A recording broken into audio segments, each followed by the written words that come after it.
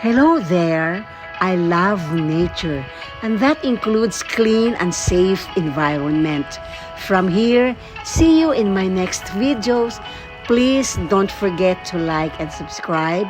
Crisilda Flores at Chris Miyasaku. Hello everyone! Ang itatampo ko sa videong ito ngayon ay tungkol sa mga typical na house designs ng mga Japanese.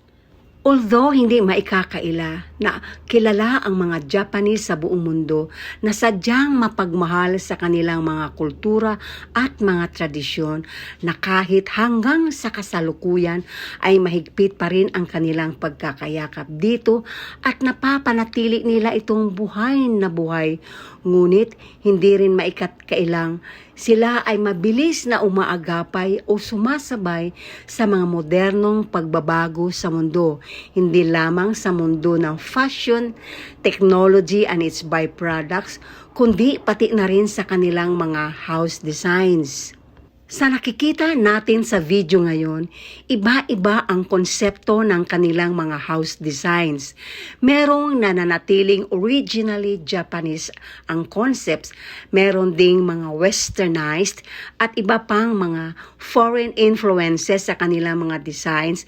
Meron ding mixture ng foreign influence at Japanese touches, pero nananatili pa rin ang basic Japanese concept sa kanilang mga designs.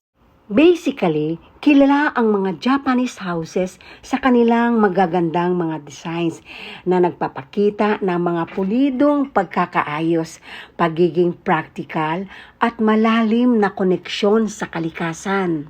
Ang kanilang mga traditional na bahay na kilala sa tawag na machiya at shohin-zukuri ay kilala sa kanilang makikinang na paggamit ng mga shoji screens at mga tatami mats. Ito ay nagbibigay daan sa malalim na ugnayan sa loob at labas ng bahay. Meron din silang mga traditional na inn o guest houses. Ang mga guest rooms na may mga tatami mats, futong at natural na ilaw na nagbibigay ng isang makabuluhang karanasan para sa mga bisita.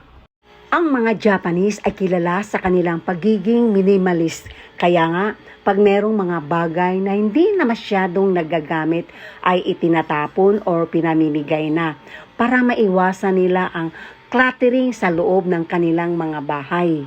Sa kanilang pagiging minimalist, kahit na yung designs ng kanilang mga bahay ay sumasailalim din sa minimalismo, kung saan mahalaga ang simpleng disenyo. Ayaw nila ang mga too fancy designs ng mga bahay. Simple designs yet sophisticated and elegant. May mga malalalim na kulay at natural na materyales. May malalaking bintana upang ipasok ang liwanag at koneksyon nila sa kalikasan.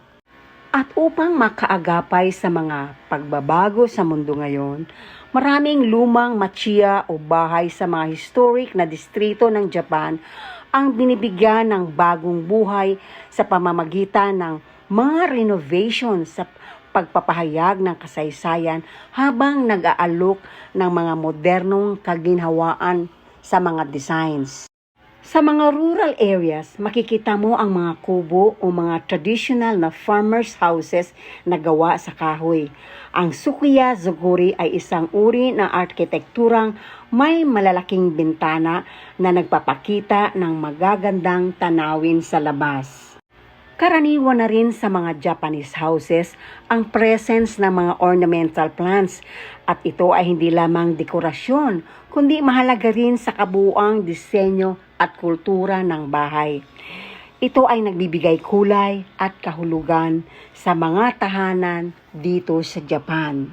Isa sa mga sikat na sining sa Japan ay ang ikebana o sining ng flower arrangement. Ginagamit ang mga sariwang halaman upang likhain ang mga makabuluhang mga eksibisyon ng mga bulaklak at mga sanga. Ang mga ikebana ay karaniwang nakadisplay sa mga living room or entrance ng bahay. Ang bonsai ay isang kilalang sining sa paggawa ng miniaturized na puno na may makabuluhang hugis. Ito ay karaniwang nasa display sa mga bahay bilang bahagi ng kanilang interior design. Ito rin ay may mayamang kasaysayan na hanggang ngayon ay binibigyan ng kahalagahan ng mga Japanese. Sa mga modernong syudad naman, madalas na makakakita ka ng mga bahay na mayroong mga tatayama o rooftop gardens.